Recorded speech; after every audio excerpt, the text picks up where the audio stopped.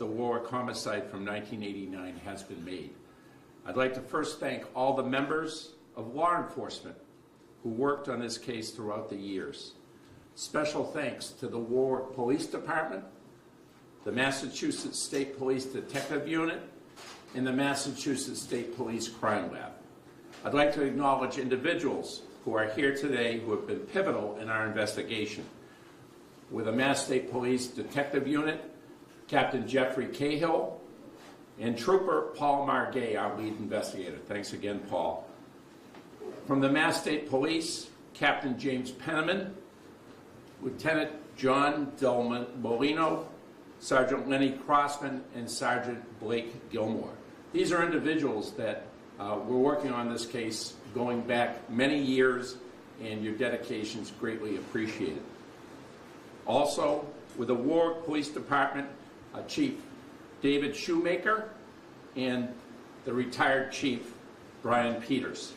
Also want to recognize Detective Captain Eric Benson, who is also part of this investigation.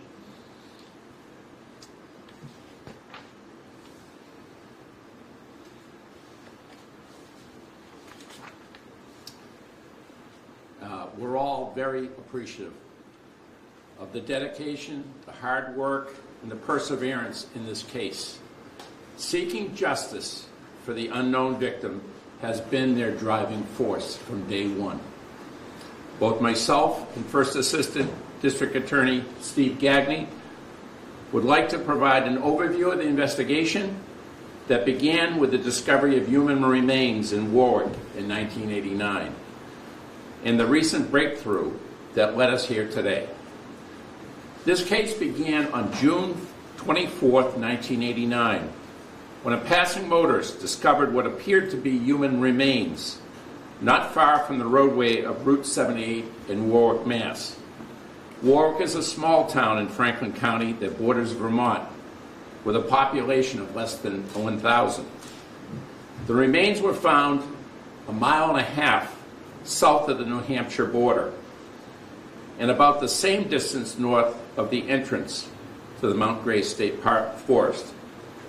The remains were 10 to 20 feet off the western edge of the roadway in a lightly wooded area near a small gravel pit.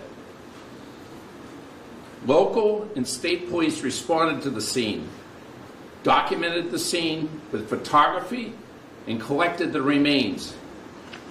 Here you can see the scene at that point in time. It really hasn't changed much over the following decades. Upon examining the remains, the Office of the Chief Medical Examiner determined that the victim had been dismembered, and the case was investigated as a homicide. The following diagram shows what portions of the victim's body were recovered and which were not. Investigators over the years pursued many avenues to identify the victim, to no avail.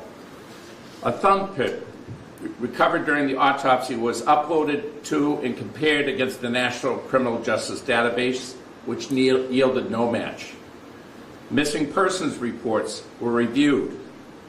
DNA from the remains were uploaded to NamUs, which is the National Missing and Unidentified Persons System, with no results. Other investigative avenues were pursued with no success. So I'd like to continue this with Steve Gagne. We'll get into the investigation and how the DNA that was recovered led to this identification. Thank you, DA. Morning.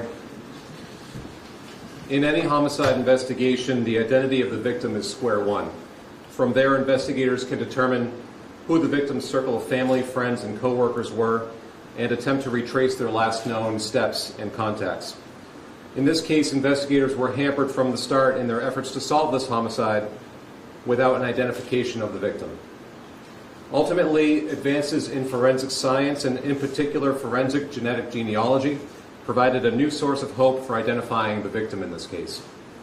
In September of 2023, the State Police Detective Unit, attached here to the Northwestern DA's office, collaborated with the State Police Crime Laboratory to submit the victim's DNA to a private forensic laboratory in Texas known as Othram. We'd had past success working with Othram in identifying a previously unknown human remains found in 1978 in the Hampshire County town of Granby, Massachusetts.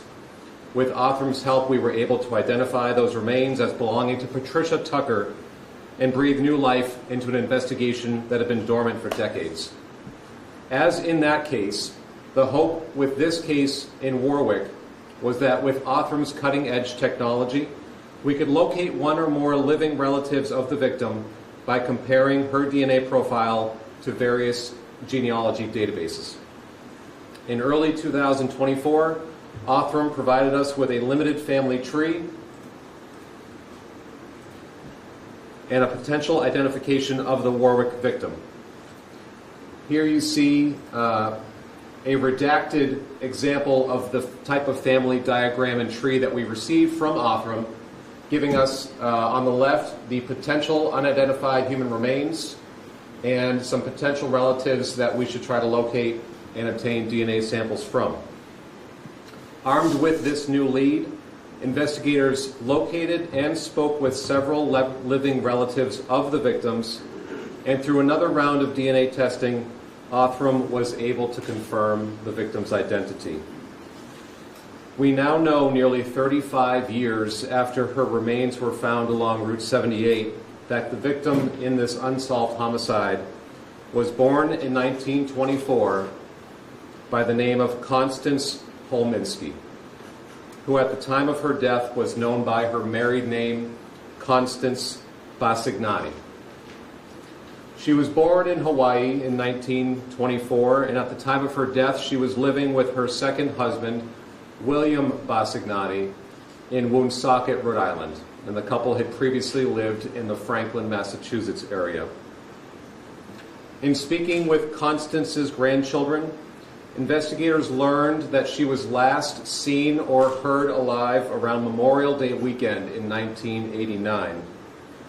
Her husband, William, told the family that Constance had decided to move back to Hawaii and that they would not be seeing or hearing from her again.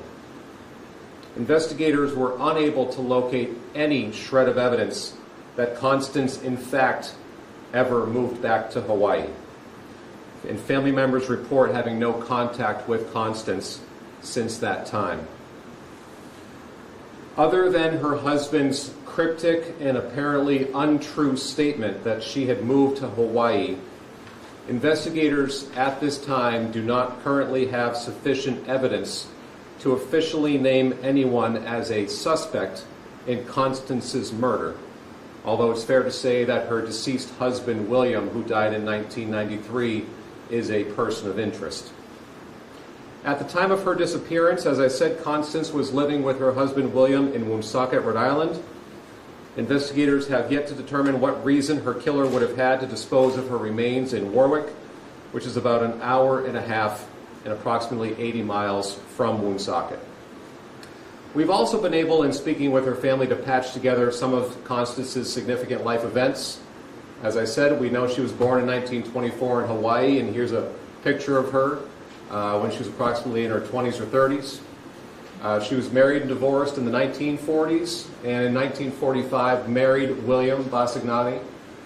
They had at least one child together, and it was through that family tree that we were able to locate and speak with 3 of Constance's grandchildren, and also one of her living daughters who's on the West Coast. In patching together this family tree and in trying to retrace and confirm or dispel Constance's movements throughout the years, we were greatly assisted by law enforcement in the state of Washington and also in the state of Hawaii. So this investigation, which is now reinvigorated, has literally spanned half the globe. After her remains were found in Warwick in 1989, she went unidentified until 2024, as I said, when we were finally able to put not just a name, but a face, and to bring her back to life to some degree, and to finally give her family some answers. The investigation into her murder, which we're not quite sure yet to this day precisely where she was killed, but we know that her remains were deposited here in Warwick. This investigation is now more active and ongoing than it's been in decades. Our hope in holding this press conference today is to bring renewed attention to this case and hopefully trigger some additional leads in this investigation. Now that we know Constance's identity and know who she was married to at the time she disappeared and where she lived, we're hopeful there may be somebody out there who knows, remembers something, no matter how minute or seemingly insignificant. In these cases, you never know precisely what type of lead may have a domino effect. We'd be looking to speak with anybody who knew Constance or her husband, William. These are some pictures of him. Anybody who may have worked with them, known them, heard, seen anything throughout the years, particularly after Constance's disappearance. Anybody who may have been neighbors of Constance and William. On the left here, we have the Diamond Hill Apartments in Woonsocket, Rhode Island, where they were living at the time of Constance's death. And on the right, we have just a map showing the geographic distance between where she went missing and where her remains were discovered. Anyone with any information that may be helpful to this case is urged to contact the Massachusetts State Police Detective Unit, attached here in Greenfield to the Northwestern DA's office, by calling 413-512-5361. The public can also submit notes anonymously if they wish through the Northwestern DA's website, which is listed on the slide as well. Now, separate and apart from this ongoing investigation and where it may lead, we hope that this breakthrough provides some answers and brings some small measure of closure to Constance's family. As hard as this news was to hear for them, to learn, we hope it sheds some light on what may have been a looming cloud of doubt surrounding her disappearance for decades. Constance's family could not be here today due to an ongoing personal family matter that they must tend to, and they've asked that we convey to the media that their privacy be respected, and they do not wish to be contacted at this time. As I said, we were greatly aided in this investigation by the Othram Corporation, which is located in Houston, Texas. We have with us today a representative from Othram, Michael Vogan, and we're going to attempt to patch him in now in case he has a few comments or some questions you may be able to answer. Good afternoon. Can you hear me okay? Yeah, we can hear you, Michael. We're just getting your video up. Great. Well, first off, thank you for having us today. It was a pleasure working with the folks in Massachusetts again on this case. As mentioned, we had previous success on another UHR case in Warwick, a number of cases in Massachusetts involving unidentified human remains and suspects. I'll make this very quick. About Othram, we were purpose-built to do just this. That's to generate human ID from forensic evidence.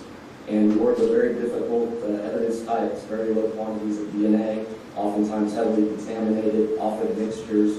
But we built a lab that was purpose-built to generate these type of leads so that investigators can go out there, confirm these leads, and bring answers to families that have waited a very long time. And with that, I'm happy to answer any questions, or of course people can contact us offline to discuss anything about our technology or any questions they have. Great. Thank you very much, Michael. Thanks, Michael. So that concludes our part. Is there any questions that folks might have? So you guys are still trying to figure out why they were in Warwick? There's really no answers. They ever visit there? There's no lead that shows that Warwick has any connection to their lives. It's where the remains were deposited and why the perpetrator dropped those remains off is still unknown. The slide you showed of the body, it indicated that you didn't have the hands, that you got a thumbprint. That was showing which bones were collected. There were, the body was still not completely skeletonized, so there was some tissue to work with, and there was a print that was recovered, but it didn't match anything in any sort of national databases. If it was red and white, which was recovered, the red or the white? The red was recovered. Yes. Understood. Yeah. The rest of the remains have not been found anywhere at this point? Correct. Is there anything about the relationship between husband and wife that may be relevant that you can share? Investigators have spoken with, as I said, 3 of Constance's grandchildren. Their father with Constance's son has also since passed. So we're trying as best we can to patch together the nature of their relationship, whether there were any conflicts or tensions building. To my knowledge, and speaking with the lead investigators, we haven't yet unearthed any obvious motive or tension between them. But certainly William's cryptic and, as I said, apparently false and misleading statements that Constance said just up and left for the West Coast or from Hawaii don't seem to be true. We know they're not true. So that certainly, I would say, casts a cloud of suspicion upon him. Any information on what he did for a living and if he had a criminal record anymore? Not aware of any criminal record, but we're still looking into his background, and that's why, there's going back that many years, we can obviously look into records and documents and databases, but obviously the best source of information is people who may have known them. Now, it's been 34 years since Constance disappeared. People have moved, people have passed away, so we're trying to put together an ancient puzzle here, but any small piece could certainly help. What was the reaction of the family when you revealed the identity of the remains? As much as he may hate to be called upon, if I could ask Trooper Margay, the lead investigator on the case, to step up for a moment. Trooper Margay has been leading the investigation and has spoken with several family members in this case. And if I could ask Trooper just to convey in general terms your interactions with the family and how they took the news. At first, they didn't believe it, as anyone would. They believed the story that their grandfather told them. So it was shocking. It became more shocking when we used their DNA to help confirm our suspicions. So.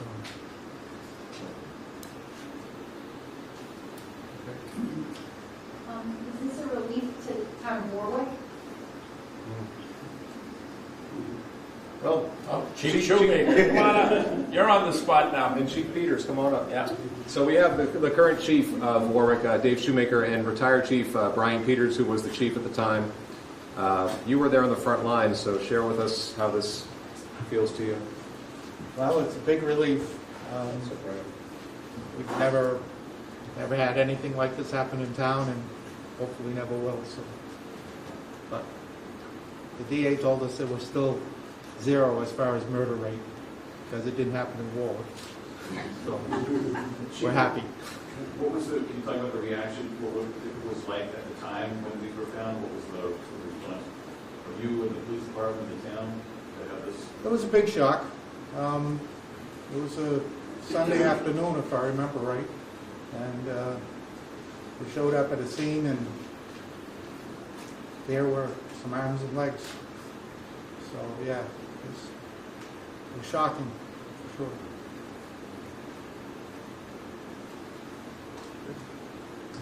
Was the town of Warwick on edge at the time when the news got out? I don't think they were on edge. I mean, everybody's concerned. We're a small town. Word passes through pretty fast. So, yeah. We did an investigation for a whole week that we did cadaver dogs up and down the road to see if we could find the other body parts. But nothing. Are you pretty amazed at the technology Oh, then absolutely. versus now and how Absolutely. far? Yeah. When back then they said, well, we're saving the tissue so that we can get DNA later, and we never thought too much about what's happening. It's like having cell phones. We had no cell phones or anything like that back then. You still don't get reception. Don't tell anybody. Okay, well, this concludes things, and thank you so much again for coming, and it's just so important that this beautiful human being lost her life, and now, to the best of our ability, let's bring her back and let memories come and maybe help solve the mysteries behind that are still existing. Thank you. Thank you.